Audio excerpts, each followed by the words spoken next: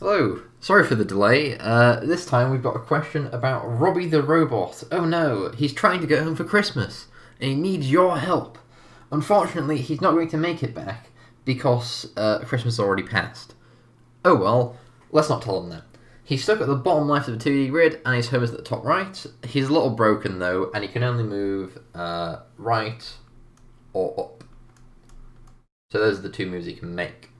On this grid, it takes Robbie 5 steps to get home, and we can see that it doesn't change no matter which direction we take. So we go right, up, right, up. That's still 1, 2, 3, 4, 5 steps to get home. So how many steps does Robbie need to get home on an n by n grid? If we consider an n by n grid, we can see that in order to get to the bottom left to the top right, we need to go up by n minus 1. We also need to go right by n minus 1.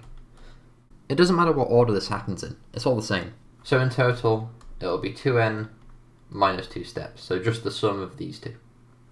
On the example grid that we looked at in the last question, Robbie can take one of 10 possible routes in order to get there.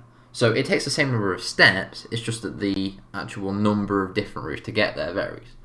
And the number of routes Robbie can take to get home on an n by n grid is this function, Rn, and we have to find an expression for it. Well, it'd probably be best to start with some simple cases, right? So with this one, well, we can go all the way to the right and up. We can go all the way up and to the right. We can go to the right, up, right, up. We can go up, right, up, right. We can also go right all the way up, right, and up all the way right, up. And that leaves us with a total of 6 different routes. Okay, so that gives us that R3 is 6.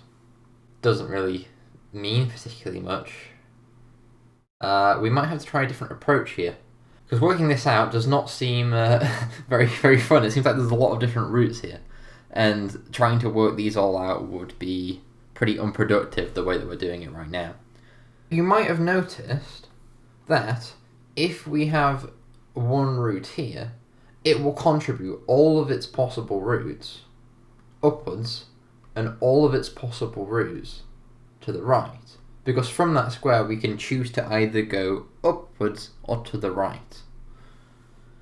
So obviously we start with one route here, and from there we contribute it to the right and contribute it upwards. So this would be 1 at the top, 1 here. We can contribute this to the right and this to the right. We can contribute this upwards and this upwards. From here on out, we start to combine the routes, as there's different ways, specifically 2 different ways here, to get to the square. And here there are 3 different ways, because we're taking the 2 routes from here and the 1 route from here. There'll be 4 different ways here, and this is mirrored on here and here. You can check that for yourself. And this 3 and 3 would make a 6, this 6 and 4 would make a 10, this 4 and 6 would make a 10, and this 10 and 10 would make a 20. Does this look familiar? So R4 is 20. There are 20 different routes that we could take. And we can see that R3 is confirmed, because if we just treat it as a smaller square, well, we've already got that. And R2 is 2, and R1 is just 1. If we rotate this grid 135 degrees, seems oddly specific, but bear with me. So this would be a diagonal grid, a 4x4 diagonal grid, with 1, 1, 1, 1, 2, 1, 1, 3, 3, 1. We would have 4, 6, 4, 10, 10, and finally 20. And this is actually just Pascal's triangle. You can extend this out, and that is exactly what this is. And now that we know this, we know that R3 wasn't just 6. R3 was actually 4, choose 2. And R4 wasn't 20, it was 6, choose 3. And if we continue this triangle a bit more, so we have 35 here, then R5 is equal to 70. But that's not just 70, that is 8, choose 4. And in general, we can express it for an n by n grid as being 2n minus 2, that's the number of moves that we make, choose n minus 1, and that is Rn. Part C is showing that for all integers greater than 2, this formula holds. And at first, it doesn't seem that intuitive when you look at the question, but now that we know that we're dealing with Pascal's triangle, this becomes much easier to visualize. And one thing you should know about Pascal's triangle is that if we add up all the elements in each row, well, here we have 1, we have 2, 4, 8, 16, 32, 64, 128, and so on. So these are all just powers of 2. The row sum is just 2 to the power of the row. So we can actually reframe our question. Let's use the 5 by 5 as an example. We know that this row here should add up to 2 to the power of 2n minus 2. And we can see we only take one element from that row sum.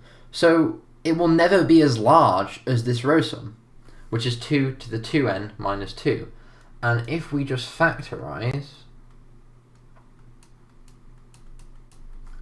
that's 2 squared, so it would just be 4 to the n minus 1. We already have that Rn is less than 4 to the n minus 1. Similarly, this row sum, which happens to be 2 to the n minus 1, is fully included inside the grid, and these roots all contribute downwards. So we know for a fact that Rn will always be at least 2 to the n minus 1. So we can fill out the second hand side of the inequality. You're probably wondering, why is it not just a strict inequality? And that's because if you consider a 2 by 2 grid, then we have 1 plus 1 is 2, and that's the 2 to the n minus 1 in this case. One interesting way I saw to prove this is to first check R2. And we know that R2 is less than 4, and we know that R2 is greater than or equal to 2. In fact, it is 2. And from there, we can consider how the terms change in relation to each other. So we want to check the ratio between each term. And to do that, we need the next term over the previous term. And this ends up being 2n choose n over 2n minus 2 choose n minus 1. And if we expand out and simplify, we end up with 2n minus 1, a lot of the terms cancel here, over n squared, which can be expressed as 4 minus 2 over n. So the ratio between terms is 4 minus 2 over n. What's special about this expression? Well, we know that 4 minus 2 over n, if n is greater than or equal to 2, will always be less than 4, because this is a positive number, so overall it will be less than 4. And similarly, we know that it will never hit 2, because the lowest that this can be is 3. And we know that the rate of increase will never be smaller than twice its value, and we know that the rate of increase will never be bigger or equal to 4 times its value. So therefore, we've actually shown the statement. Now for a slightly shorter part, we've got the number of roots to get home on an n by m grid is Rnn. Okay, well, if we have an n by m grid, then we must take m minus 1 steps here, and we must take n minus 1 steps upwards. So in total, we will take n plus m minus 2 steps. But what about how many we're choosing from here? We can consider our steps as a sequence of going up and right. We have 5 going right and 3 going up. So we are choosing either 3 places to put these up arrows or 5 places to put these right arrows. that we have n plus m minus 2 choose n minus 1, or n plus m minus 2 choose m minus 1. And these are both equivalent to each other. These are both r, n, m. And this is to set you up for the next part. Now, for the final part. Robbie needs to be careful. Some of the routes he can take to get home contain the dangerous chemical compound dihydrogen monoxide. Ooh, scary. Assume Robbie's starting tile has coordinates 1, 1, okay, and his home tile has coordinates n, n. If we place a deadly dihydrogen monoxide tile at A, B, how many possible routes can take Robbie back safely? And we're going to assume here that A and B are both less than n, and not both 1, otherwise he'll never be able to start. How many possible routes can take Robbie back safely? We should probably try an example. So I am going to say that this tile here on this 5x5 grid is deadly. It's deadly dihydrogen monoxide and we cannot step on it. How does that affect the number of routes? Again, we'll start with 1 here, and these ones go all the way up.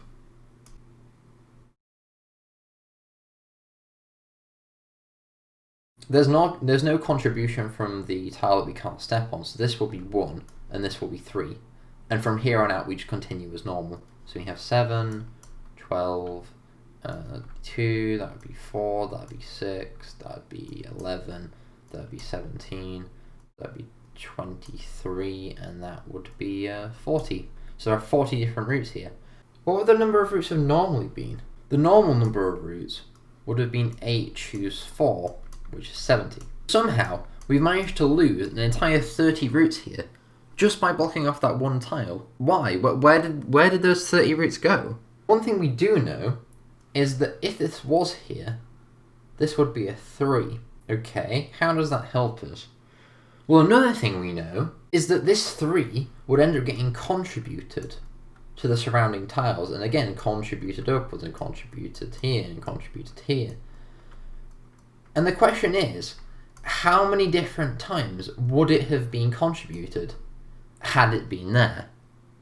Oh, wait, this is just finding out the routes from this tile to this tile. In fact, this is our 3x4 example grid that we started with, which at the start of part B, it was mentioned that this had 10 routes. Where does this 30 come from? The number of routes we lost was actually just 3 times 10.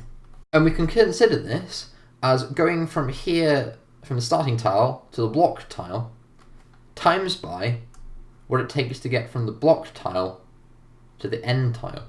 And we can express the total number of safe routes as our original value minus this 30 in this case, but more generally, it would be the routes to get to AB times by the remaining routes.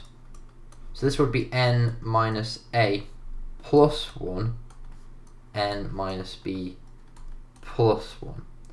You might think that the plus 1 is unintuitive at first, but if you subtract the coordinates, it makes sense. If you want, you could have expressed this as 2n minus 2, n minus 1, minus, this would be a plus b minus 2, a minus 1, and 2 n minus a minus b plus 2, n minus a plus 1. And that is the total number of routes.